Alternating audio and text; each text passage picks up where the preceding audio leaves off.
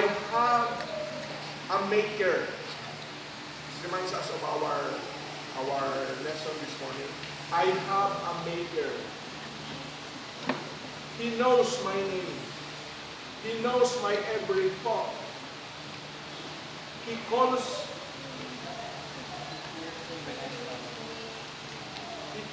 me by my name. So every thought you think within yourself, He knows. And it is the sweetest word is your name when He calls you. Think about that. Hey! Ang mga deaf, ang mga wala naka-learn sa ilang texting. Hey! But yan ang word. But if you are texting using the name Joshua, it is the sweetest name. Pag tawagan ka, Rose, isang ka, hey! Pagbiyak nga, ibig sabihin ang tao, the man has to learn. Ang character is bad. E bigyan ka pangalan, when you are given a name and you are called by your name, just like God who made you, He knows your name, He calls by your name, that is the sweetest word. Huwag kayo kagamit sa text, hey! Ibig sabihin, bastos ka, badak mo ka. Huwag ka na nag-texting, hey! Ibig sabihin, boss ako. Maliit ka lang. Ako ng minutes na. But our Maker, do you know? I have a Maker.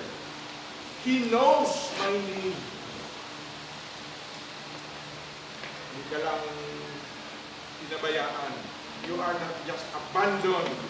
You are special. Especially as we study this. The title of our message this morning is Man's History Revisited. We will visit again. Do you like? Now, what did we study last Thursday? That was man's story or man's history. We have 4 parts in that story. We have 4. Number 1. We are formed. So, sabi sa kanta kanina, I have a Maker. He formed me. Hindi. You did not came out from apes. Hindi sa animal. Hindi ka nag-evolve sa story ni Marcos. Si Marcos. Si malakas at si maganda. Si malakas si Mr. President. Marcos. Ang iya-asawa kasi si Imelda, si maganda. Ginpalabas sa story na galing sila sa bamboo, nag-split ang bamboo. Lumabas si malakas. Grabe ang body niya. Naglabas si maganda. That is a wrong idea. That is not from the Bible. And that is false. It is showing that man is able. No, we have a Maker. I have a Maker. You, all of us, have a Maker. And He knows your name. Each one of us.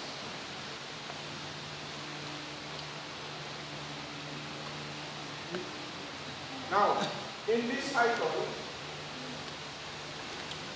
man's history, pag sabi galing history, opposite sa story, man's history, meaning God has a hand in our story.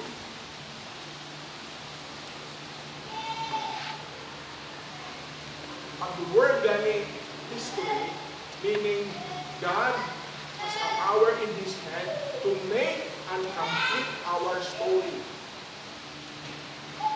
It is not your own making.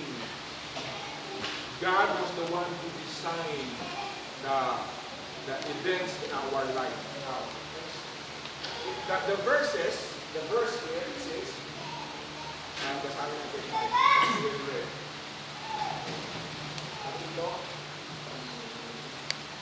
Maybe next time you will change Give it to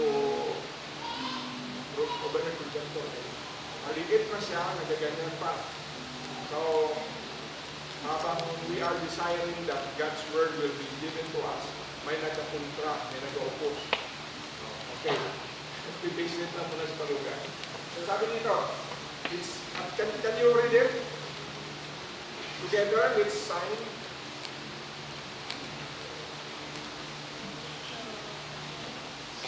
Ready? So, all of us have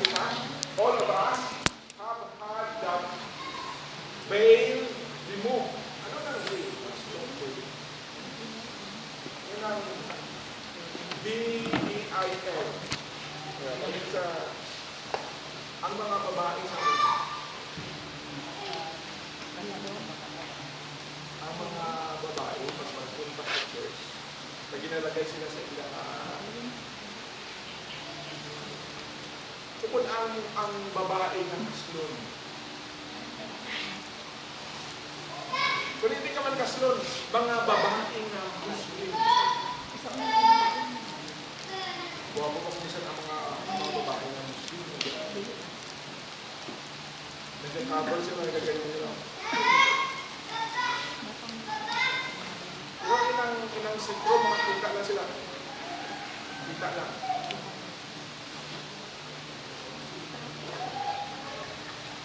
So, all of us who had the veil removed, kay bahader man na. Bahader. Pag may veil ka, hindi mo siya makita clearly. Kung you don't like to be seen clearly, so nagtago ka. Palaga, nagtago.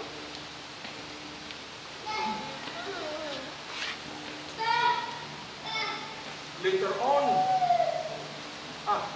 the person who has the veil could not see clearly God.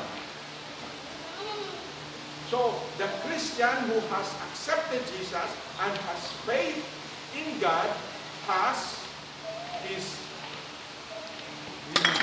the veil removed. The veil is removed. Sabi God. Sabi dito. When the veil with the covering is removed, sabi dyan, we can see, not only see, we can also reflect.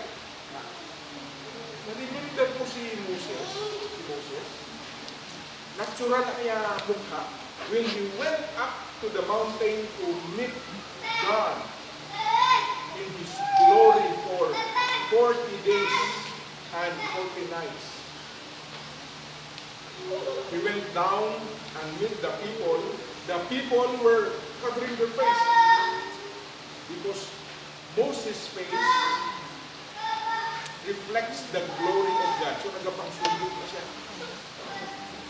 When the veil is taken out, not only that you can see, you also reflect din, absorb mo ang glory sa God. So may nagabagan. Sa person na wala pa na-accept sa Jesus Christ, may nagadisturbo, may veil.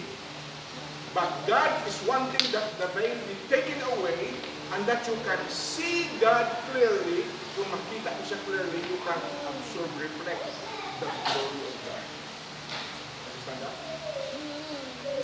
Ito ka mo sa school na Christian school, never will you have that knowledge that there is that veil, may nagatabon, may nagadisturb. And when there is disturbance, you cannot see clearly, you cannot observe or reflect in a ano na ang reflector? Para ba sa car, ang car na kapagula, ang iyang ilaw wala sang light, pagsigahan siya, siga man siya. Or the best example in science is the moon. The moon does not have light. The moon just get its light from the sun. So, gina-reflect niya. Kung nakita mo kung gabi ang moon, is bright, that is not from the moon's light. Ginkapiyan na giniwa nila sa sun.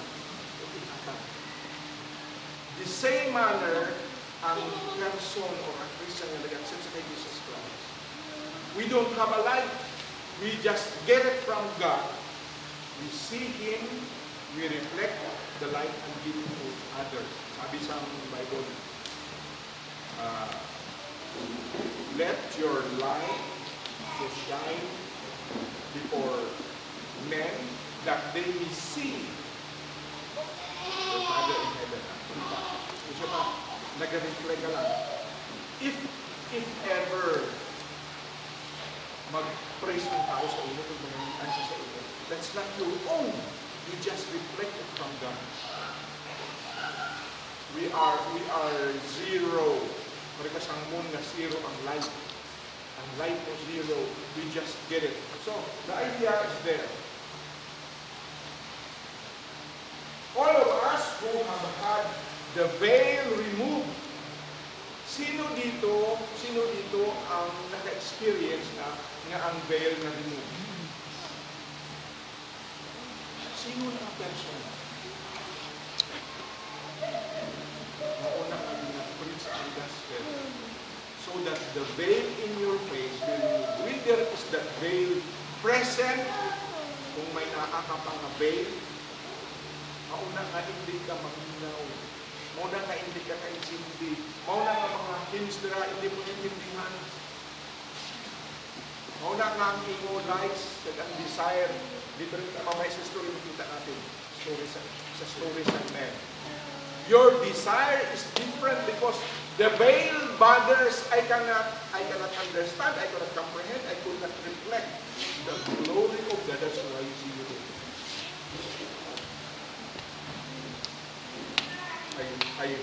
I pray and I hope that all of us will experience the veil removed ng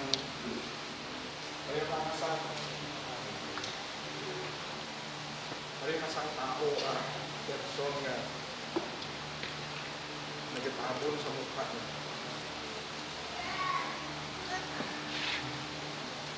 Kwao na siya para makakita ka at maka-absorb ka ang glory sa God. Sabi dito, may tulong siya. And the Lord, who is the Spirit, makes us more and more like Him.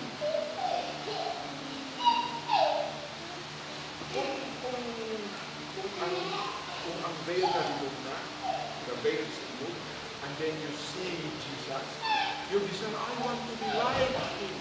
I want to copy Him. Ano mga person na, ang mga estudyante nga nag-idol sa picture, kaya good sa picture ka, good sa mag-pitch ka, patalino, ano sila din na nag-idol. Usually, ang makbabat ng mga namitan sa picture, ginaka-idol niya. Ginakapi niya. Na kung ano ang gamitin sa kanyang picture, gusto niya man. Design. Kung ano ang action sa kanyang picture, kopyahin niya. Design niya ang idea. When we experience the veil removed, and we can see clearly, then we reflect. Then may nag-work. The Holy Spirit of God. God, who is the Spirit, will help us more to be like Him. May nag-work. That is the working in our life that we will be like Him. We will be like Him not in the face, hindi sa mukha. We will be like Him in the Spirit na ang desire sa God is same. But that is done slowly. Sabi dyan, from glory to glory. And the length, the years of the changing from glory to glory change, I don't know how yun. Basta nag-grow siya. Kumawala sa we are changed and we will be changing from glorious image to a glorious image of God. Now, tingnan natin sa question ngayon. Are you not questioning this thought? Why, Lord? Why do I have a veil and that I can see and that I will reflect and copy God so that later on, maybe in the end, my face will be my life will be like that of God.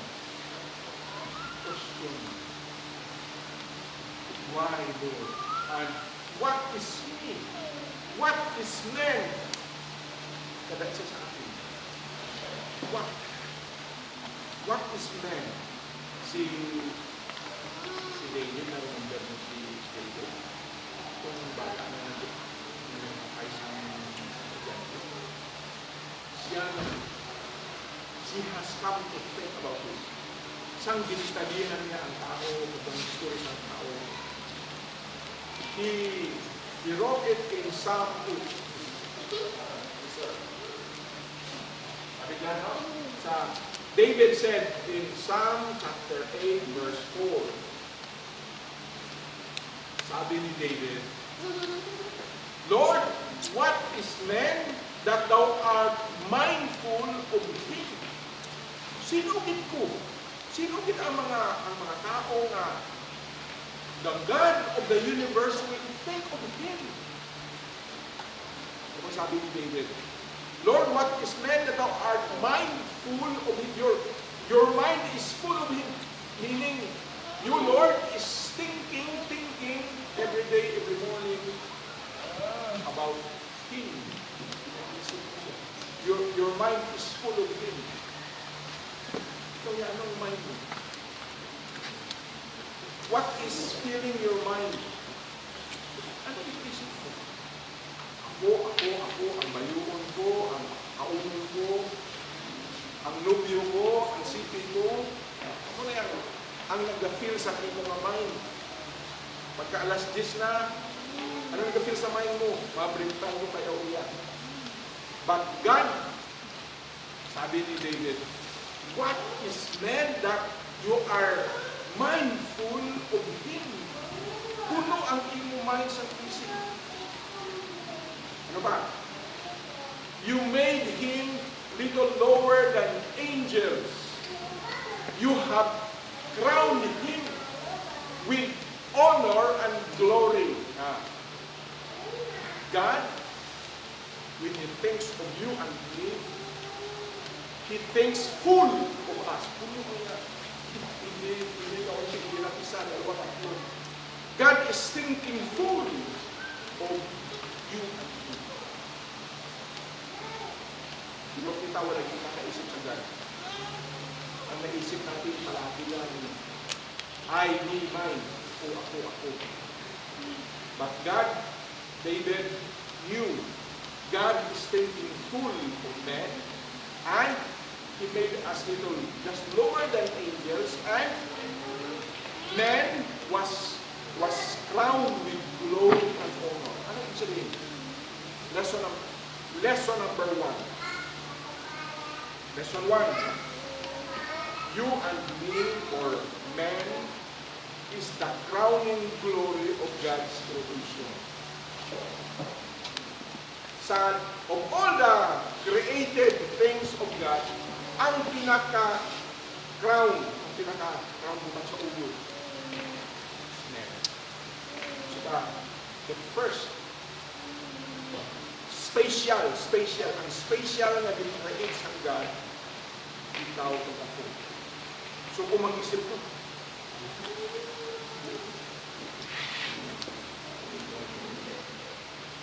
God is mindful of us. Now, our lesson actually sa four bases, it is actually a Metamorphosis or a change. The needed change. Ang best na illustration ang sa butterfly.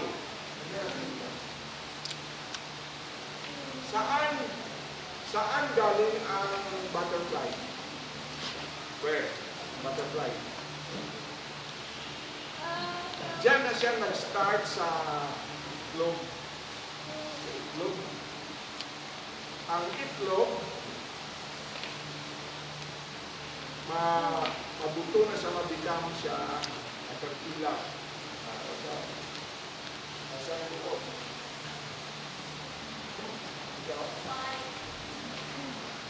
Uod. Later on, ang uod, nakita nyo sa mga trees na may puro na brown, color brown, mag-inside na sila. Or, ang yung nakakanda siya,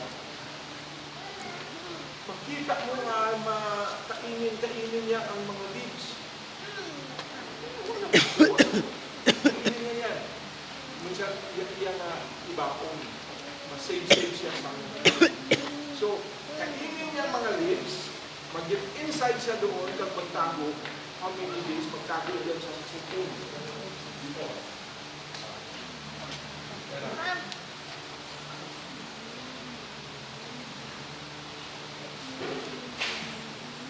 Pagtago niya sa kupon, later on, paglabas niya, not anymore as an uod, katerpila, bago na, is a new being, butterfly na siya. God is stating also that you and me, after knowing our story when we were fallen, that we will experience a change. And the change can never be made possible by men. Tingnan natin yan. Ang concept, the concept of God. Okay? Please, okay, tulong mo sa akin. Okay.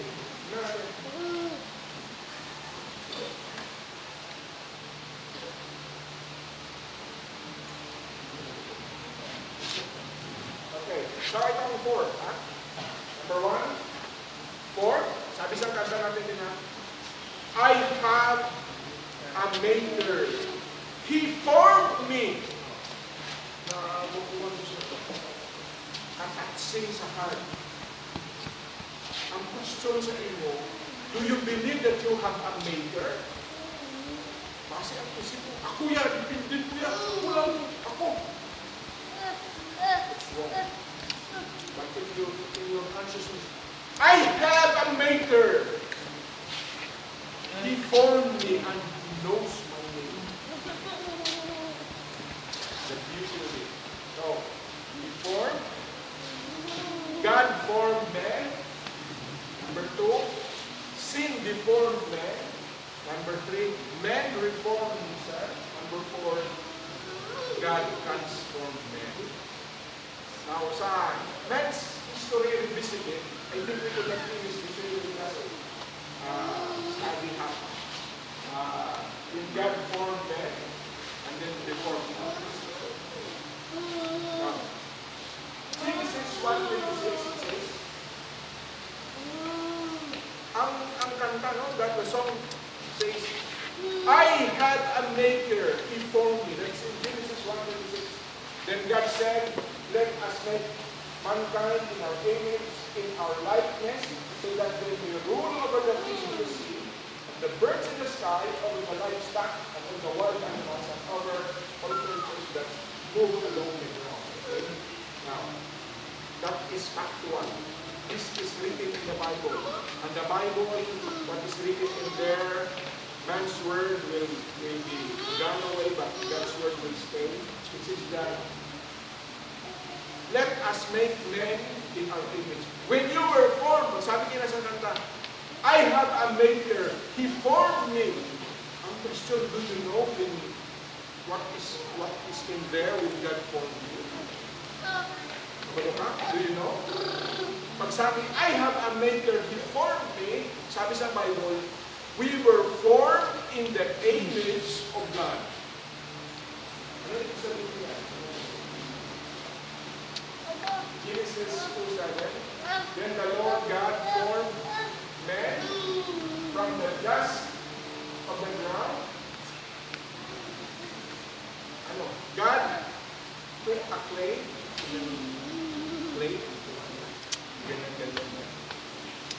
ganyan na. After na-form ang man na may head and my nose and my eyes, not yet moving, patay. God breath, dinblow niya sa ilong. Sabi niya, and breath into his nostril, the breath of life. Kanina, after God formed men using C-L-A-Y, clay, patay pa to, wala na yung after the breathing, blowing sa enos, the breath of life, yun ang H sa Greek. Breath from God. The clay that is dead becomes alive. It is now a living being. Tingnan natin. Ang ibig sabihin sa akin, man was made in the image of God. Ibig sabihin number 1, ang image would mean not the physical. It means that when God formed man possesses knowledge. Hindi ang gusto na mo. Sabi sa inyo, let us make man in our image. That when I make man, my image is that I am knowledgeable, I will make him also a knowledgeable man. Complete in knowledge. No need to go to DMI to study. Nandito pa karon, alam mo ang story. Sa story ko sa inyo. Why there is a need of school. But the truth is, when God formed a man, complete ng iyang knowledge. How do I know? Ano ka mo si Adam? After tao na siya, na-create na siya. Kanang nga insect, kanang nga animals, ipakatong kay Abraham kay Adam ang nagpangalan.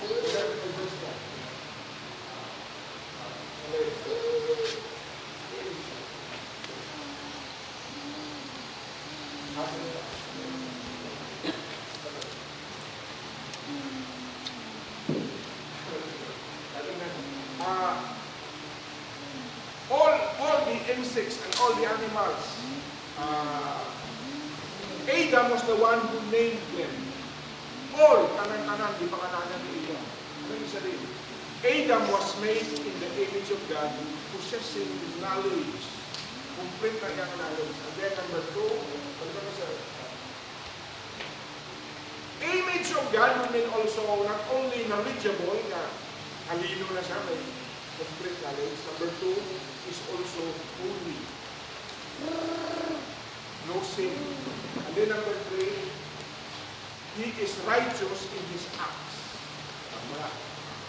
K-H-R. Excuse. Now, when God formed man, not only that we are formed in the image of God, knowledgeable, holy, and righteous, also, tingnan mo sarili mo. May mga doctor, mga scientists na you study yourself, you are a machine, a living machine. Ang imo kidney, ang kidney, amo na siya ang nagasala sa mga dumi. Kung wala ka nakikipatay ka. So, may machine na ang lupin nag-chop, nagsulod ka din na digest, later on, i-separate niya ang mga dumi at ang mga nutrients, makapit sa katawan ng mga nutrition. Now, tingnan mo sa verse 139 verse 40. Sabi dyan, let's together this verse, together. Says, I praise you because I am fearfully and wonderfully made. Your works are wonderful and I know that full well. Now, you know that? You and me are fearfully, hindi siya. God did not make you careless. earnestly and was so busy. Mayroon sa hapon, sa Thursday, kaya nagpapaminaw na nag-asing YouTube. God did not do that. When He made us fearfully. Iningatan ka. Full attention ang Panginoon. Hindi siya nga, hoy, ano ba na? Hindi nag-busy ang God. Sabi sa verse, ikaw pag ako nga kung minsan magtulong ka sa akin. When you look at the mirror, pag tingnan mo sa mirror, kahikay mo sa sarili mo.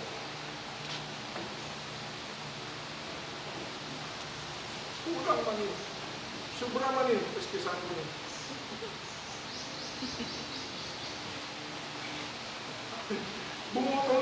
Bumutol ko ni sobra. No! You were fearfully and wonderfully made. Wala mo lang naisip. Upon may result na sa amin, full of sin na nagbukon. But the truth is, kung na-realize mo, ikaw, whatever you possess, that you were formed by God and it was made fearfully and wonderfully. When is the time that you will appreciate it? Time to live. Minsan sa panglakaw mo,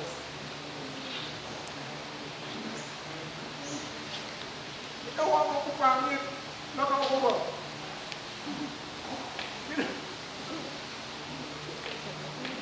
Minsan maganyan pa.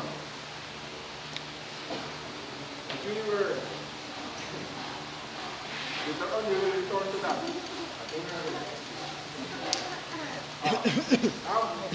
Men, when God formed men, number one, we were formed in the image of God, full of knowledge, possessing holiness, and righteous in acts. And God made you fearfully and wonderfully. Nga pagtingin sa sweetheart mo, nga nag-accord siya sa inyo, kay nagandahan siya.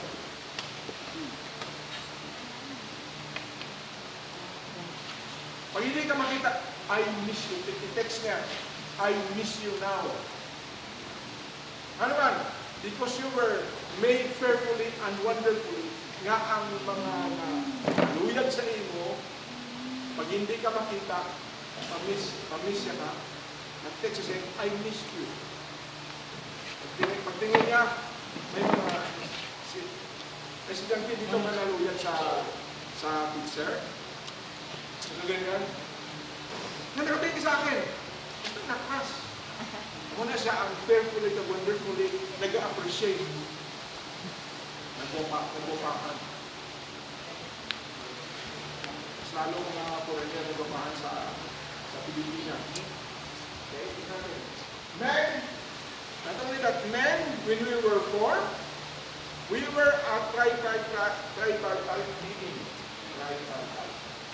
Ano yung sabihin? Meaning, we possess three parts. We have body, then we have soul, and we have spirit. Pero mo, sa tatlo ka parts ang bawat isa sa atin, usually, mainly in us, we are just focusing in our body. Kaya muna siya makita sa nino. Muna siya makita sa tao. Muna nga, ang imo sa labi, ang mami nga ginahatag sa ikaw papa ng mama, para ka sa body yung magto. Ara ka sa kayaw niya sa pagkain, kaya ginapadako ang body. Magbay ka sa mga lotion para mag-ining. Kag inumpos-kos, sige. Kag babagas ang damit, mag-ukay-ukay ka para magtabunan, para mag-tulukod, guwapa. Wrong. Kung tripod ka ganun, dapat balance ang matindi. Did you take care of your soul? Did you do something for your soul? Ano ang ginakaon sa soul? Word of God. Nabasa na sa libro. So, bakal libro. Bakal ko niya sa hindi. Bakal ka sa Bible? Mga ayot lang po yung Bible. Pero kung studihan natin ang Bible, ang mas mahal ang soul sa body. Kaya ang body ang mapatay. Nailisan na siya. Ang soul yapo na sa eternal. Now, ito. The true man is not the body. The true man that is talking now is the soul. Inang narinig ninyo? Inang narinig ninyo na naghambal kanya ng sign? That is not the body. The true man is the soul. The only thing is that the soul and the spirit is inseparable. Hindi mo makita kung saan ang tinabuhan niya. Nagdikit. Ang soul at the spirit nagdikit. Sabi sa Bible, the word of the Lord is quick, sharper than any two-edged sword. It can distinguish the dividing asunder between soul and spirit. Pagdikit sa soul and spirit, hindi ko kabalo kung saan na ang tinabuhan. Nagdikit siya. Basta nagdikit sila. Inseparable sila. Tingnan mo ang soul. Mauna siya ang true man. Ini ang body natin. Kapareho na siya sa turtle. Amo na siya ang balay sa kalagnaw. Sabi ni Pablo, later on, when you die, you will live from this body, this destroyable body. You will transfer to heaven, not made with hands. Eternal in the heaven. So, itong body natin, now, ang body natin ngayon, bahay na sa soul. Pag mapatay ka, ang nag-a-star sa bahay, naglabas. Subong siya na, usiar na siya, mag-agoy na siya. Anong meaning? May tao na sa sulod. Pag mapatay ka na, kahit suntukon mo, banatan mo, singawan mo, wala na kayo ang nag-a-star, naglakaw na. Ano sabi nila? Departed loved ones. Patay na. So, mauna siya ang soul. Pero ang soul and spirit nagtabing-tabing. Now, tingnan natin. Arang soul. Arang soul. Pagkapatay mo, pagkalinya, dadyan mo makita. Ina ang spiritual life. Ano sa spirit? Ano ang spirit? The spirit, ang spirit ay sa mga dog, cow, kanang na animals, wala sa spirit. It is only men possessing spirit can be atal sa Biblia. And the spirit is your access to God. Mauna nga, we are never fixing to the dogs, kaya wala sa spirit. Ang ikaw ka may spirit, ka, mauna siya ang maka-intindi sa Ginoo. Mauna siya ang access mo sa Ginoo. But ang soul, soulless life, mauna siya ang true man. Hindi, wala na siya body na spirit. Di makita mo na nagalipad-lipad. Amo na siya ang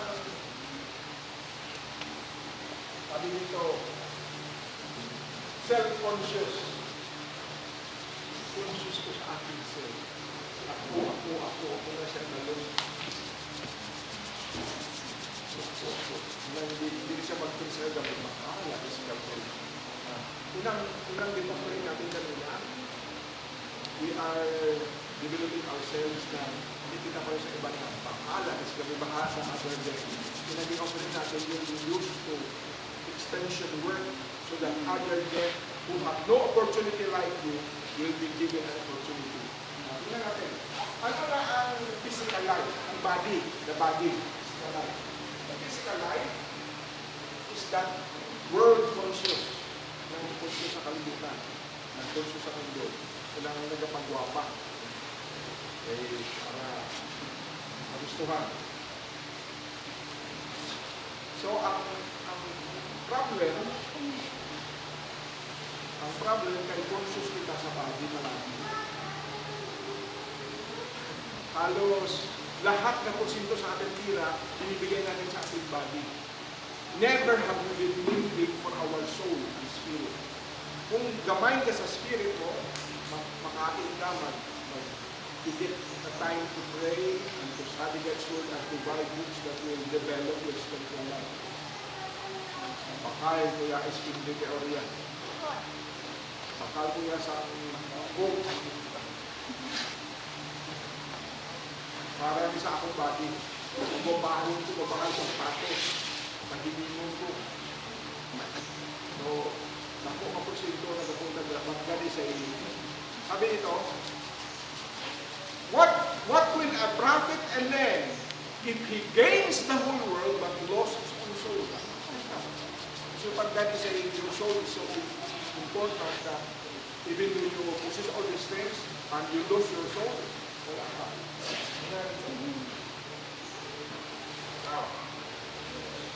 Kanina, sabi natin, sa form, no? I have a maker. God formed me. Pag-form sa iba na ito, perfect. Complete in knowledge, possessing holiness and righteousness. Tripartite being. Fearfully and wonderfully made. But, ang next lesson, ang next phase, we were deformed by sin. Si Adam nag-skip, ukip sila. When Adam and Eve sinned, all men were now deformed. Deformed of sin. In short, sin deprived gives men a depravity. Pero sabi niya, kamay mo dapat, pagtingin sa kamay mo, natural, wapo na siya. Pag mag-deform na gani sa sickness nga arthritis, maghabok-habok, may nakita ko na akong nakakapicture. Ano siya nakapicture? Nag-deform sa sin. Sa arthritis. Before na. Bako pa? Hindi na maka-work, hindi na maka-do many things. Pareho sa pako. Kung ma-deform na siya, nag-deform, hindi ko na, can you still use it? Hindi na magamit. So, ang history sa ito ako that has been formed by God completely, possessing knowledge, holiness, and righteousness, was now deformed by sin. Because sin entered into the world. In short, anong meaning? Sin corrupts man. Sin deforms man. Number one. The corruption is not only in the The corruption is not only in the body. The corruption gets into the soul. Wala pa natouch ang spirit. Even the spirit, sabi ni Paul, ang tao na wala pa sa kay Jesus, ang iya spirit, patay. Kailangan ipikil bumibon. Ang iya nga soul, na-deprive. For all have sinned and come short of the glory of God. Sabi natin kanina sa ating verse, when the veil is taken away, we can see and reflect God's glory. Now, because of sin, we fall short. This glory is kabus ka. Whatever you do, you cannot reach glory of God. Sabi dyan sa next verse, behold, I was brought forth in iniquity and in sin my mother did conceive me. Behold, si mama mo ba? Sa nibulkis ka ni mama mo, you were conceived into iniquity. Kasalanan na binibigit mo ang sin. Next verse, it says, for from within out of the heart, men proceeded to the thoughts, fornication, thieves, murders, and adulteries. Aning sa loob dito, sa sulod, nagalabas ang mga bata. Depravity means, when we were born, in the image of God, sin deformed us. Ang ibig sabihin, ang sa inyong heart, ang inyong thoughts, ang inyong spirit, ang inyong action, nag-deform lahat. Okay? Sabi sa Ephesians, for you were formerly in darkness. Alam mo, nasa light ka, kita ka. No, actually the truth is, ang sa spiritual truth, ang soul mo, you are in darkness. The soul is deceived. Iinto ang iyong soul. Thinking that you are in the light, but actually you are in darkness. The heart is more deceitful than anything else. And is easily deceived. Among what it is sabihin. When it says, the heart is deceitful about all things, nag-uupo ka dyan, ang isip mo, how are you? I'm fine. You are deceived by your soul. That is not true. You don't know your true state. And your heart will deceive you. Your own heart itself will tell you wrong things. Dinabangkakan niya ka. Dinadaya niya ang sarili mo. Wala ka sa katawang kasama. When you are being deceived by your own heart. May tao na namatay. Yesterday, naligo lang siya. Ganito. Ang heart niya pala, na-stroke siya. Pagpaligo niya sa banyo, the heart will not tell you when will you die. The heart will tell you that you are sick. I-deceive niya ka. No. When the heart is deceitful, he will lead you into the wrong direction.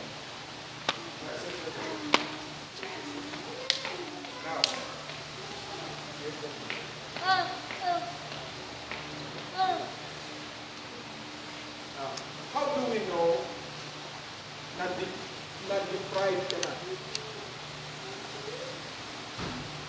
Hindi ka lang ba, no? When we come to get to this church, when we are here, ang genuine na nagkatuloy para sa Ginoo, if you did come not because of your own self. Jesus said, you did not come except the Father lead you. Kung pa-pretend lang, kaya pagalitan mo na, hindi ko na na-check mo na katigdas, ako na nga-arit ang present. But the truth is, Jesus said, you will not come to me except the Father lead you to me. Wala kami kayo. Ibig sabihin, left to ourselves, we will not come to Him. Hindaya ka eh. Hindi ka mag-decide na ano ko sa Ginoo. No. You are being deceived. Except in the power of God that He will lead you, ibig ka sa limay, ibig ka sa... It is with the help of God that He will lead you to come to Him. No one, sabi niya, together let's read. Sorry. John 6:24, ready, begin. No one can come to me, Jesus, unless the Father who sent me draws them, and I will raise them up in the last days.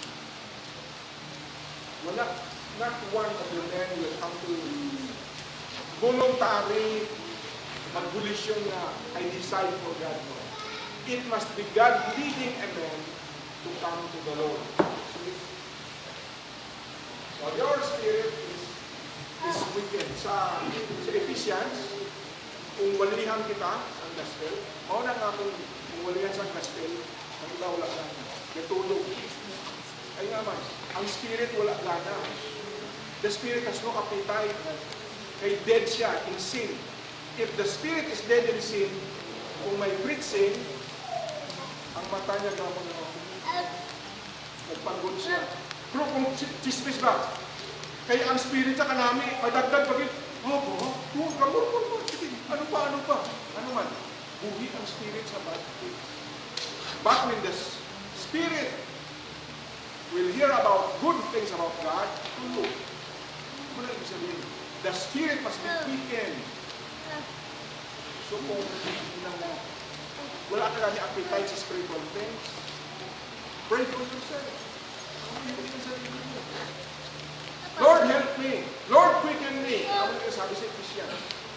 There should be that spiritual desire for spiritual things. Kung ang imo nga sarili, wala desire, kawawa ka rin.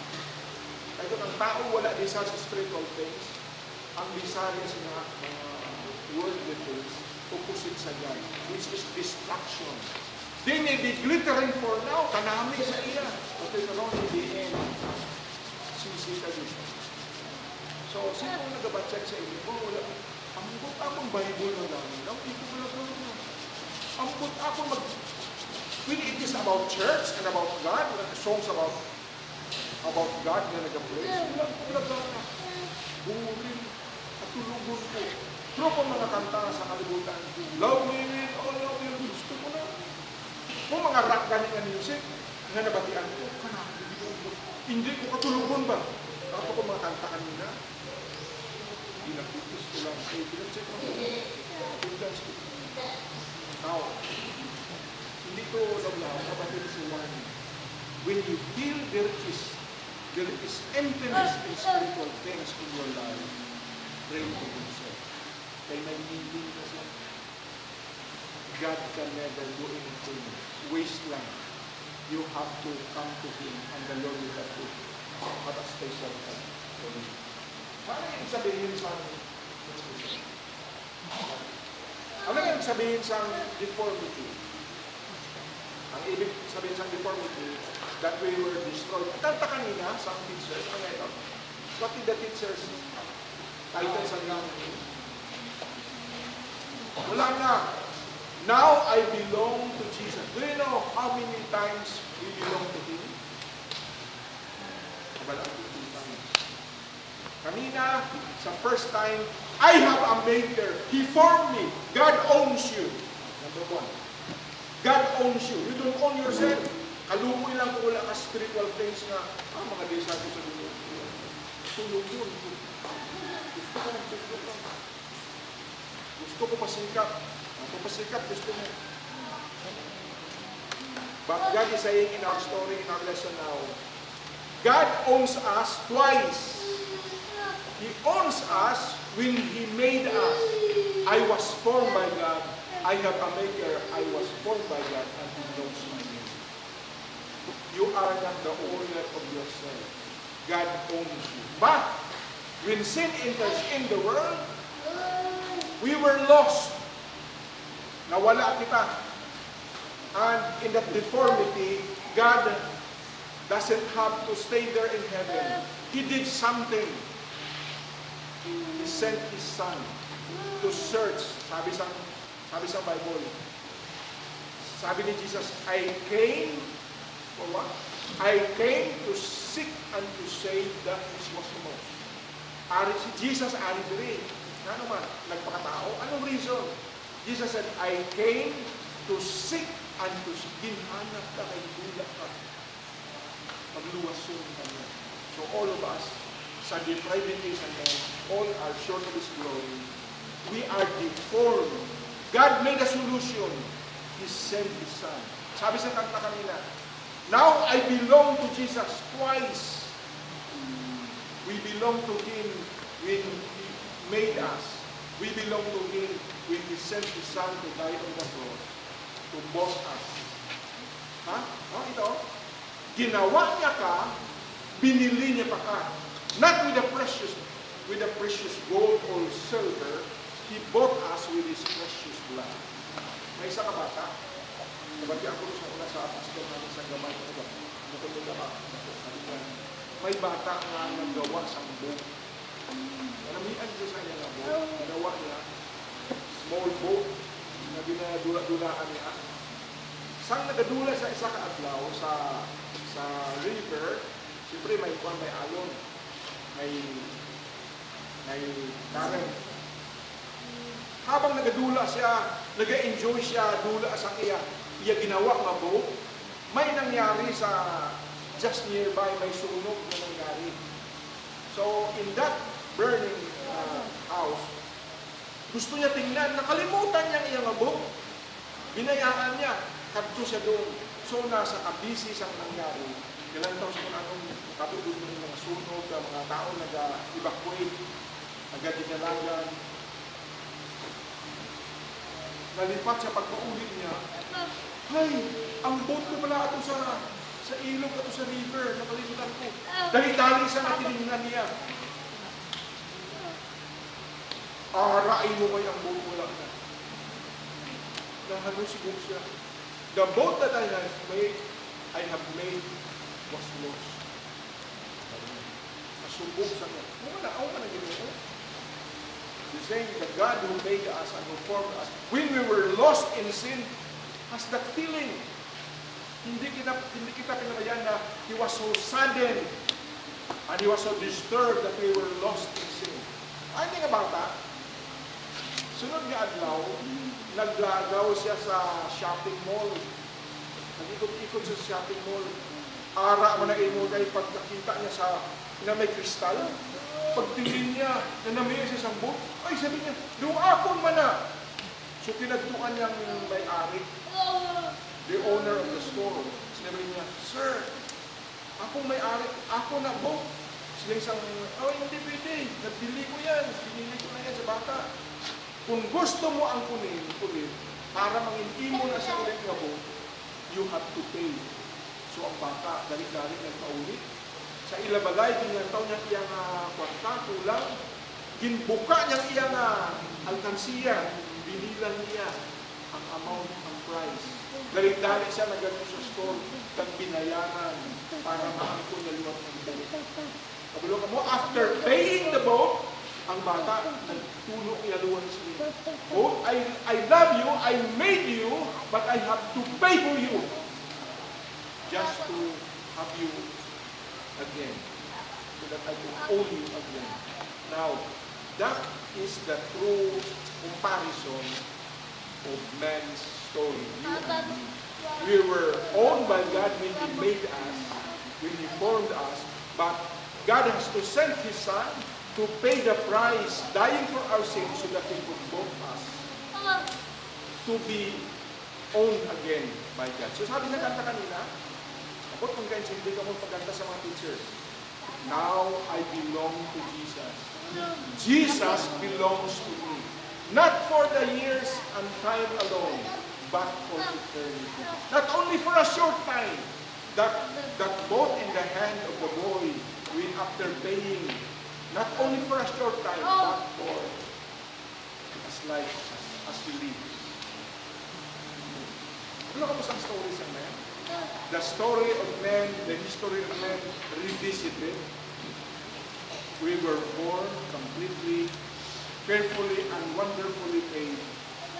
But when sin entered in and gave us that depravity, it cost the Son of God, the only begotten Son of God. Sana kung dami ito, okay lang. Only Son was sent to pay the price so that our deformity would be changed. It would ma-transform ka nga, hindi ka na uod, magiging butterfly. So next Thursday, we will come to Yehuda. May apat ko siya. We were deformed. Sa next Thursday, reformed and transformed ng story sa man. So, ikaw pag ako, mag-isip, hindi ka naglabas sa animal. You were owned by God. And, siyempre, ang owner, the owner will be happy if the things he made will be in his possession again.